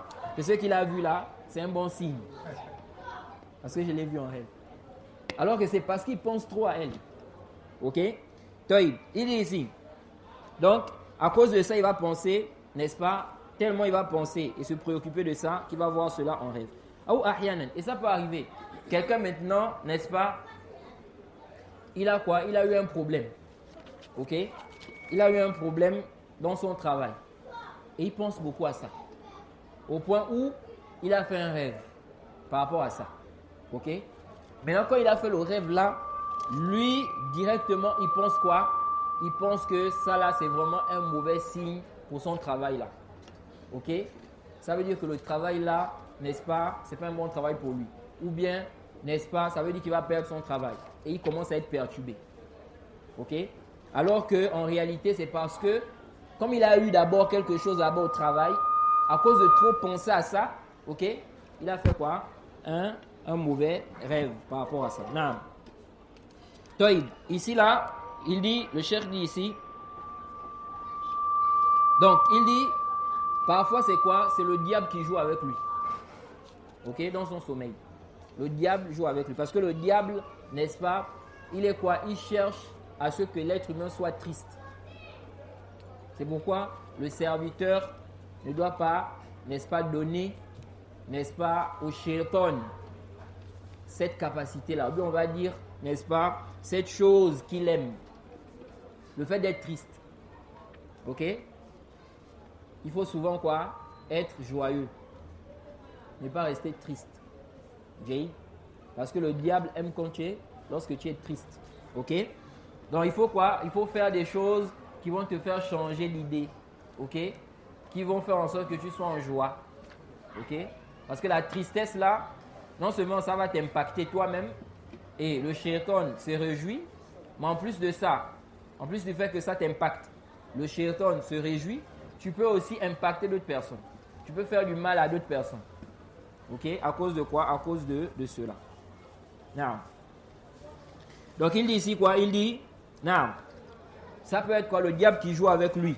Il dit, كما ذكر رجل للنبي صلى الله عليه وسلم قال يا رسول الله رأيت في المنام أن رأسي قد قطع جيد وذهب رأسي يركض وأنا أسعى وراءه فقال النبي صلى الله عليه وسلم لا تحدث الناس بتلاعب الشيطان بك في منامك.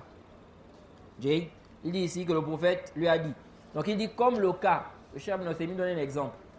Il dit comme le cas ici de celui qui avait dit au prophète qu'il a vu en rêve sa tête. Sa tête était coupée. Il a vu en rêve que sa tête était coupée. Ok? Et puis la tête là était en train de courir. Et lui, il était derrière la tête, en train de poursuivre sa tête. Ok? Est-ce que ça là, en réalité, ça peut exister? La tête est coupée. La tête court. Et puis toi, tu es en train de faire quoi? De poursuivre la tête. Si la tête est coupée, qu'est-ce qui va se passer?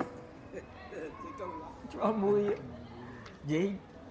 Donc le cheikh, c'est pourquoi le cheikh il dit ça là, ça n'a pas de sens. Jay. Il dit ici là, fahaza, laysa lahu ma'na, wala asl. Ça n'a pas de sens, ça n'a pas de base. Il dit ra'sun yuqta' wa yarqud ar-ra's wa hadha yarqud bi jasadihi wara'ahu. Il dit hadha laysa lahu ma'na. Il dit une tête qui est coupée, qui court, et puis quelqu'un est derrière la tête en train de poursuivre ça. Il dit ça là, ça n'a pas quoi? Ça n'a pas de base et ça n'a pas de sens. Ok? Donc, le shaitan, à travers ça, veut quoi? Il veut la trister. Ok? Qu'il soit triste. Non. Ensuite, le cheikh a dit Al-hasilu anna hadhihi hiya aqsamu ar-ru'ya. Wa idha duriba lil insan mathalu abihi. وإذا ضرب للإنسان مثل بأبيه أو أمه أو أخيه أو عمه أو غير ذلك فقد يكون هذا هو الواقع وقد يكون من الشيطان يتمثل الشيطان للنفس بصورة هذا الإنسان ويراه النائم. نعم, ça on avait déjà vu ça. Le cheikh explique ici, n'est-ce pas, que ce sont les catégories de quoi? De rêve. Ok? Ce qu'on a cité là. Ensuite il explique que quelqu'un peut voir en rêve, n'est-ce pas, son père, sa mère, son frère, son oncle, etc. Il dit, et c'est le waqi'. Ok? Et il se peut aussi que c'est le diable qui a pris la forme de ses parents-là. Ok? Son père, sa mère, etc. Ça, on avait déjà vu cela. Non. Ensuite, il a expliqué le cas où le prophète a dit quoi? Que le diable ne prend pas sa forme. Et ça aussi, on avait déjà expliqué cela. Ok? Now, ensuite, le Cheikh Ibn Uthaymin a expliqué, n'est-ce pas, la situation de celui qui dit qu'il a vu le prophète en rêve. Ok? Il a dit quoi? Qu'il doit décrire. Si on voit que la description là ne correspond pas au prophète, à la description du prophète, ok? Ici, on va dire quoi? Il n'a pas vu le prophète. Ok? Si ça correspond, on va dire quoi? Qu'il a vu le prophète. Il se peut aussi qu'il ait menti, comme on avait déjà expliqué. Ok? Quelqu'un connaît la description du prophète. Il vient, il ment. Il dit qu'il a vu le prophète en rêve. Ok? Il dit qu'il a vu le prophète en rêve. On lui dit, c'est quoi la description? Il donne la description qui est venue dans les textes. Ok? Mais il ment. Il ment qu'il a vu le prophète. Mais il connaît la description du prophète. Donc il donne ça. Ok? Ici, il aura quoi? Menti. Même s'il peut tromper les gens, il ne pourra pas tromper qui? Allah. Naam. De même, le Cheikh Ibn Uthaymin a parlé du cas où la personne va dire, n'est-ce pas, qu'elle a vu le prophète en rêve, et puis elle vient dire que le prophète lui a dit, n'est-ce pas, une chose qui contredit la législation. Ok? Ici, là, nous disons quoi? Que la personne n'a pas vu le prophète en rêve. Parce que le prophète ne peut pas dire à la personne en rêve ce qui contredit quoi? La législation. Jay? Ah, il n'y a pas de problème. Non.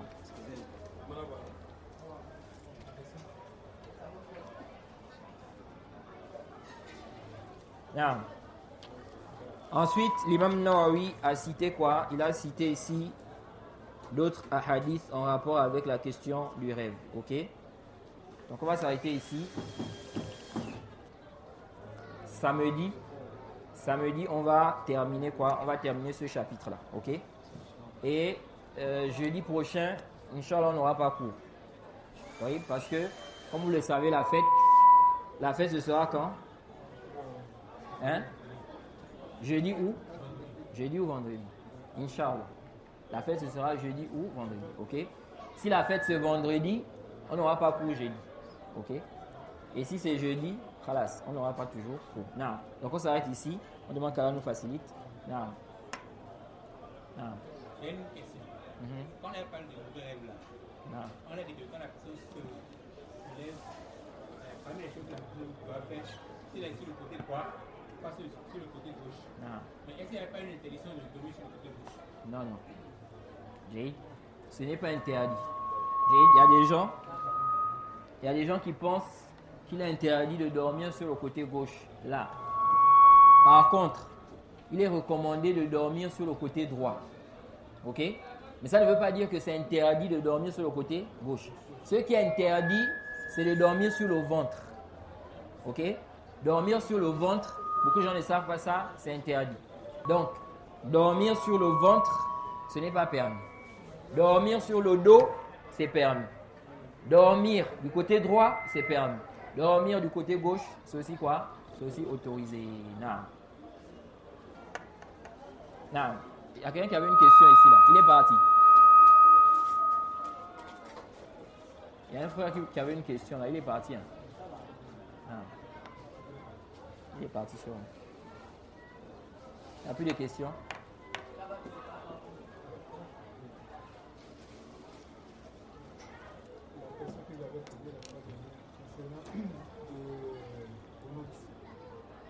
Non. Si on lui manque fait le commentaire, est-ce que c'est bien de dire Amin à chaque fois? Non. Et est-ce que c'est à chaque minute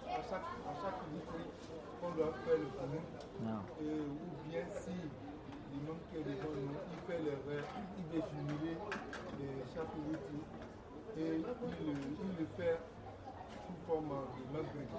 Non. Il s'assoit, il fait les tachahouds, après il oublie de faire le salam, il complète. Est-ce qu'il y a du complet? Tout d'abord, concernant le Qunut. Le Qunut, aujourd'hui, malheureusement, aujourd'hui, la religion, elle est devenue étrange en réalité pour les gens. La sunna authentique, c'est devenu étrange. Pourquoi? Parce que beaucoup de gens sont dans le djihad. Beaucoup de gens sont dans l'ignorance. Beaucoup de gens sont dans le suivi des passions. Et les gens ont du mal à apprendre la religion. Regardez ici, on est en train de parler du sujet du rêve là. Vous voyez, il y a plein de gens là, ils sont autour là. Ils ne viennent pas apprendre. Parfois, ils sont en train de discuter, parfois c'est le football. Ils parlent des choses qui n'ont rien à voir avec ce qui est profitable pour eux. Mais tu vas voir que celui-là, il est ignorant dans la prière. S'il se trompe dans la prière là, il ne va pas connaître comment réparer. Tu vas voir que la même personne, c'est la même personne peut-être qui est dans le shirk. Il a des conceptions de shirk. Tu vas voir que c'est la même personne, peut-être des questions des rêves là. Lui-même, il a des mauvaises croyances dans ça. Mais il n'apprend pas. Bon, des gens comme ça là, est-ce que devant Allah, vous allez avoir des excuses? Vous êtes là où vous n'apprenez pas la religion. On en sait la religion, ce n'est pas votre problème. Ah non, ce n'est pas ceux-là qui vont nous apprendre la religion. Ce n'est pas ceux-là qui vont nous enseigner la religion. Nous, on est nés dedans. On est casa. Tout ça là, tu vas aller dire ça devant Allah. Vous savez, quelqu'un m'a raconté une histoire une fois. Il dit quelqu'un, un papa, il était dans le sihr, la magie. Son fils lui a parlé. C'est ça, un fils qui veut le bien pour son père. S'il voit son père dans le mal là, il va lui parler. Il va lui donner des conseils. Comme Ibrahim a fait à son père. Il a donné conseil à son père. Alors, l'enfant disait à son père que c'est interdit. Le sihr, la magie, c'est pas bien, etc., etc. Et le papa disait au fils que c'est moi ton père. Tu m'as trouvé dans la religion là. C'est moi qui t'ai mis au monde. C'est pas toi qui vas m'enseigner quoi? L'islam. Vous voyez, combien de parents aujourd'hui la disent ça aux enfants? Vous voyez, il n'a pas écouté l'enfant. Maintenant, qu'est-ce qui s'est passé? Une fois, l'ami de l'enfant là, qui allait étudier la religion, il est revenu. Quand il est venu là, il a vu que le papa avait des livres de magie, etc. Magie. Maintenant, il a dit au papa là, il dit au papa que si maintenant vous avez envoyé votre fils aller étudier la médecine, l'enfant est parti étudier la médecine. Maintenant, si l'enfant vient, il dit papa, la maladie que tu as là, c'est ça le médicament qu'il faut prendre. C'est ça. Ou bien ce que tu as là, c'est la maladie là. Il dit au papa là, est-ce que tu vas prendre la parole de ton fils là? Il dit, mais oui, je veux prendre la parole de mon fils. Parce qu'il a étudié la médecine, il connaît, il est venu, il est diplômé, etc. Il dit au papa là, mais c'est comme ça avec la religion. Ton fils, s'il allait apprendre la religion, il vient t'expliquer, il te dit, papa, je suis parti apprendre auprès des savants. Ce que tu es en train de faire là, c'est interdit dans l'islam. Parce qu'elle a dit comme ça, le prophète a dit comme ça, les savants ont dit comme ça. Tu dois l'écouter, même si toi tu es né dans l'islam et que c'est toi qui l'as mis au monde, il t'a trouvé dans l'islam. Ce n'est pas une raison. Et c'est seulement là que le papa l'a compris. Il a compris, il a pris tous les livres là, il a brûlé ça. Vous voyez? Et quelques temps après, il est mort. Vous voyez? Allah a voulu que quoi? Il fasse tauba avant sa mort. Vous voyez? C'est comme ça. Donc c'est pour dire quoi? C'est pour dire qu'aujourd'hui, les musulmans, beaucoup de gens n'apprennent pas la religion. Il y a des gens qui sont orgueilleux. C'est pourquoi l'égarement là, quand vous voyez des gens qui sont égarés, Allah n'est pas injuste. Comme Allah a dit, Inna Allah la yazlimu an-nasa shay'a. Walakinna an-nasa anfusahum yazlimun. Allah n'est pas injuste envers les gens, mais ce sont les gens eux-mêmes qui sont injustes envers eux-mêmes. Ok? Allah connaît les cœurs des gens. Il y a des gens qu'Allah ne facilite pas la guider. Pourquoi? Parce qu'ils sont orgueilleux. Parce que le cœur là est malade. Ok? Donc il y a des gens parfois tu vas avoir pitié d'eux. Mais si tu médites bien, si tu connais le cœur de la personne là, tu ne vas pas avoir pitié de lui. Tu vas voir que ce qu'il a là, c'est bien fait pour lui. Il y a des gens aujourd'hui là, ils sont dans l'égarement, dans l'ignorance. Mais quand tu regardes, c'est des gens, ils sont orgueilleux. Il y a l'orgueil dans le cœur. Comment tu veux qu'Allah te facilite la guider? Si tu es orgueilleux, si tu ne cherches pas à apprendre, n'est-ce pas? Si ton cœur là-bas est dur, tu ne veux pas la vérité. Il y a des gens qui ne veulent pas. Il dit, tu peux m'amener 1000 preuves. Je n'accepte pas. Comment quelqu'un peut parler comme ça? Tu dis, même si tu amènes 1000, je ne veux pas accepter. 1000 preuves, tu n'acceptes pas. Bon, maintenant, si Allah te punit, il ne te guide pas, tu restes égaré comme ça jusqu'à ce que tu meurs. Et quand tu meurs, on te châtie dans la tombe. Tu vas dire quoi? C'est toi qui as été la cause parce que ton cœur est dur. Donc nous disons aujourd'hui, la religion est devenue étrange. Quand tu viens expliquer aux gens la sunna authentique, les gens disent que celui-là, il nous raconte quoi? On peut même te traiter de fou même. On dit il est fou. Hein? Ou bien comme nous là. Comme on est jeunes là, on dit ah c'est les jeunes, les petits. Hein? Comment il va dire ça? Nous on est là depuis là, les imams qui sont ici au Gabon là, tous ils ont dit ça. Là lui il vient dire que non machin. Non c'est pas ça. Hein? c'est pas ça le mizan. Le mizan, c'est le kitab et la sunna et la compréhension des salafs. Ok? C'est ce qu'on regarde. Ce n'est pas les imams du Gabon. Ils ont dit comme ça, non. Les imams du Gabon, s'ils ont dit une chose, s'ils sont en conformité avec le Coran et la sunna, c'est bien. Si ce n'est pas en conformité, non. Même si ce sont les imams du Gabon. Le kunut qu'on fait dans les tarawih, là, ce n'est pas obligatoire. Premièrement, ce n'est pas une obligation. Un imam peut faire le kunut comme il peut ne pas faire. Déjà, les savants même divergent. Il y a des savants qui voient même qu'on ne fait pas le kunut dans le 8. Ok? Mais nous disons, ce n'est pas une obligation. Deuxièmement, le kunut là, ok? Quand on regarde dans les textes, ce qui a été enseigné par le prophète, ce n'est pas long. Comme aujourd'hui là. Des gens font du kunut, c'est-à-dire ils vont tirer. Ok? En réalité, ce n'est pas comme ça. Le kunut que le prophète a enseigné à Al-Hassan, ce n'est pas quoi? Ce n'est pas long. Troisièmement, nous disons que ce kunut là, on le fait comme on fait le dua.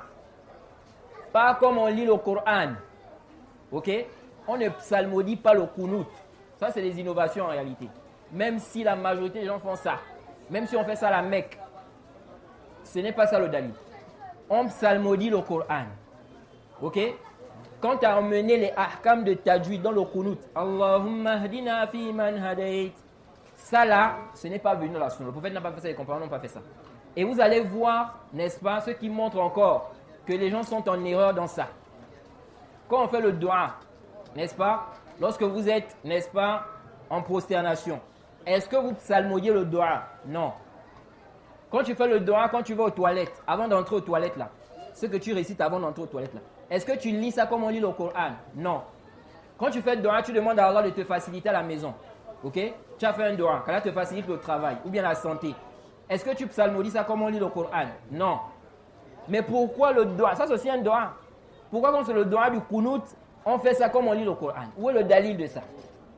Il n'y a pas un dalil qui justifie ça. C'est pourquoi on ne doit pas faire ça. Non, on sait, il y a d'autres qui font ça par ignorance. Il y a d'autres qui ne savent pas. Ok? Celui qui ne sait pas, quand il a pris connaissance, il doit laisser. Il ne doit pas faire l'orgueil. Ok? C'est pourquoi le Lajnat Daïma, le comité permanent des savants d'Arabie Saoudite, ils ont fait une fatwa où ils ont dit qu'il ne faut pas faire ça. En Arabie Saoudite, là-bas, il y a des savants qui ont parlé de ça. Malgré que vous voyez qu'il y a des gens qui continuent à faire ça. Ok? Quelqu'un ne doit pas dire non, mais en Arabie Saoudite, on fait. Ou bien il y a un imam là-bas, ou bien soudé, ou bien qui. Ça, ce n'est pas le dalil dans l'islam. Allah dit fa in tanaza'tum fi shay'in farudduhu ila Allahi war rasul in kuntum tu'minuna billahi wal yawmil akhir. Si vous divergez sur quoi que ce soit, renvoyez la divergence au kitab wa sunna. Il n'a pas dit de renvoyer ça à la Mecque. On renvoie au kitab wa sunna. Si vous êtes croyant, si vous croyez en Allah et au jour dernier. Ok? Donc nous disons ici, même si la majorité des imams font ça, ce n'est pas légiféré. On lit le doigt simplement.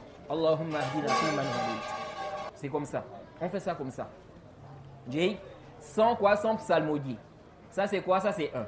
Donc tous les imams qui psalmodient ce doigt-là, en réalité c'est quoi? Ce n'est pas quoi? Légiféré. Et personne ne peut apporter un dalil qui justifie ça. On va emmener les ahkam du tajwid dans le doigt ici. Ok? Toïb. Maintenant quand on fait ça là, est-ce qu'on lève les mains? Ceux qui sont derrière. Ou même l'imam. Ok? Les savants ont divergé. Certains savants ont dit on ne lève pas. D'autres ont dit on lève. Mais ce que j'aimerais rappeler ici là, concernant cela, c'est que lever les mains là, ce n'est pas obligatoire. Ok? Ce n'est pas quoi? Ce n'est pas obligatoire. Ça veut dire que si quelqu'un n'a pas levé les mains, il n'a pas de péché. L'imam fait dua, tu ne lèves pas les mains. Tes mains sont comme ça. Ou bien comme ça. Selon à l'endroit où l'imam va faire quoi? Le dua là. Parce que à la base même le dua du kunut là, c'est avant le ruku'. C'est vrai que ça a été rapporté de Omar qu'il a fait après. Mais à la base, c'est avant quoi? Le ruku'. Ok? Bref. Donc ici, là, nous disons, est-ce qu'on lève les mains ou pas? On dit les savants ont divergé. Moi, personnellement, je ne lève pas les mains. Ok? Parce que je n'ai pas vu ça rapporté du prophète. Ok? On a rapporté cela, n'est-ce pas, uniquement d'Ibn Mas'ud. Ok? Et ce qu'on a rapporté de lui là, on dit qu'il a levé, ensuite il a baissé. Il a levé, ensuite il a baissé. Ok? Donc ça veut dire quoi? Du moment où ce n'est pas une obligation. Et puis on n'a pas trouvé un texte clair, authentique, justifiant qu'on lève les mains. Et on rapporte même d'Ibn Mas'ud qu'il a levé puis il a laissé. On peut faire quoi? On peut ne pas lever. Ok? Et j'ajoute aussi qu'on ne frotte pas les mains au visage. Quand on a fini le doigt là, beaucoup de musulmans, beaucoup de gens font ça dans les mosquées. quand l'imam termine là, quand il dit Assalamu ala al-mursalin, Alhamdulillahi rabbil alamin, vous voyez comment les gens font là. Et puis ils répètent même avec l'imam. Pourquoi vous répétez à la fin? Tout le doigt, tu n'as pas répété. Tu n'as rien dit. Pourquoi à la fin, ici, là, tu répètes ça? Tu répètes ce que l'imam est en train de dire. Tu es en train de parler dans la prière. Est-ce que toi, on t'a autorisé en tant que quelqu'un qui est derrière l'imam? C'est pourquoi même ceux qui parlent derrière là, haqqan, nashhad, ya Allah, ça c'est pas juste. Ce n'est pas quoi? Ce n'est pas juste. Donc ici, là, vous devez rester. C'est comme quand on va faire les khomas là. Ça, en réalité, c'est une innovation qu'on voit malheureusement dans beaucoup de mosquées. Quand on fait les khomas là, vous allez voir dans la mosquée, personne ne répète ce que la personne dit. Mais quand il termine là, quand il dit à la fin il dit quoi? Hein? La ilaha illallah. Quand il va dire ça là, vous allez même voir qu'on va prier là. Vous allez voir dans la mosquée, la ilaha illallah. Qui vous enseigne? Où est le dalil que quand celui qui fait comment on appelle, celui qui fait le khoma, à la fin là-bas, quand il va faire la shahada, vous devez répéter ça. Tous les khomas, vous n'avez pas répété.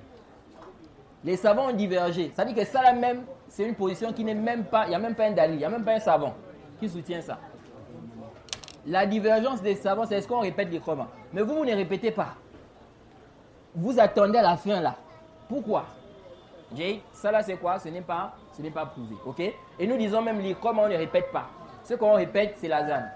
Les khomas, on ne répète pas ça. Ok? Ensuite, c'est la même chose avec quoi? Le taslim. Ok? Quand on va terminer la prière, quand l'imam fait le taslim là, vous entendez les gens faire le taslim à haute voix. Quand j'étais en Arabie Saoudite là-bas, j'ai prié dans plusieurs mosquées. Quand l'imam fait le taslim là, tu n'entends rien dans la mosquée. Mais ici là, si l'imam fait le taslim, vous allez entendre ceux qui sont derrière, ils vont faire le taslim à haute voix.